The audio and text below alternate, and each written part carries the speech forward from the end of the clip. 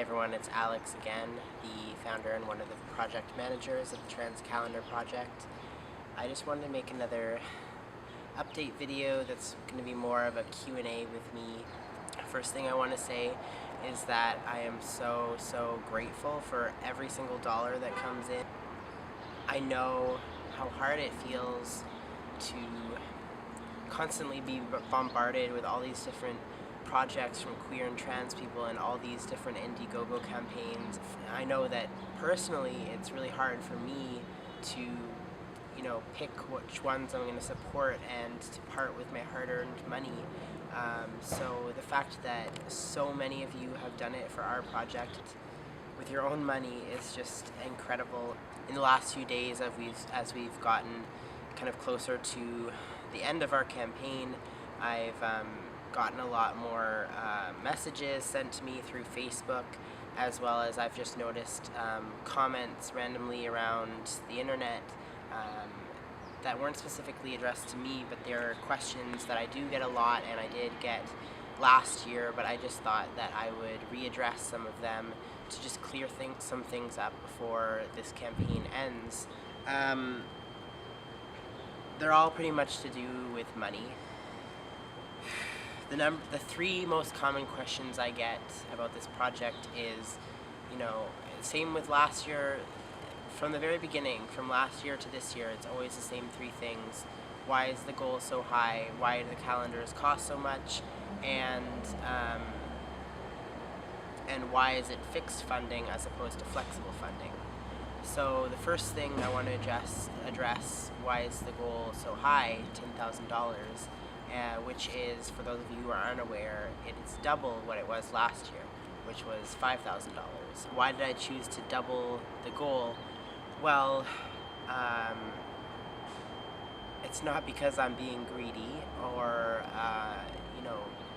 trying to take advantage of people. It honestly, the project is worth a lot more than what we're asking for on our Indiegogo campaign. I really try to set the goal as something realistic, but also something that is really a minimum goal, the minimum amount we need to make this project realistic for everyone involved. And if you're curious about where all of that money goes and why that goal is so high, you can go to our Indiegogo page and just scroll down to the bottom and you can see a breakdown of where every single chunk of money goes. There's the photography costs, the illustration costs, the design costs, the printing costs, taxes, shipping, third-party fees. Everything really adds up quickly. Another question that's kind of an offshoot of that one that I've been getting is, why are the payments for the photographers included in the goal, as opposed to all like the costs that are sort of, I think people see them as less negotiable, like the printing cost. It's a set fee that we have to pay in order to make it happen, whereas I think people view payment to the artists more as like a donation, which I disagree with. And the reason why we did decide to include it in that budget is because we don't see it as an optional thing. They did work for this project and they need to be paid for it. But as we were talking about our budget, all of the artists kind of all agreed that, this is still a startup project. We're not going to make a ton of money off of it, and we all kind of agreed that we would rather, get paid less than what we really truly deserve as artists in order to make this project happen, and do a lot of our work as volunteer work towards this project.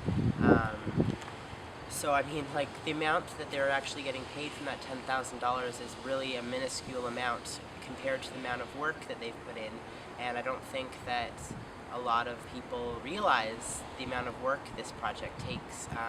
I know I had no idea when I started this project, 2 years ago, how much work was going to go into making that first calendar, which was only a fraction of the amount of work that everybody has put out, like a whole team of people, not just me, have put into the project this year.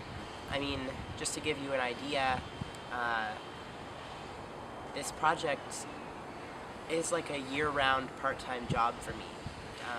I'd say from the months of June to October, I put in anywhere from 20 to 30 hours a week, sometimes a lot more depending on what kinds of deadlines and goals are coming up.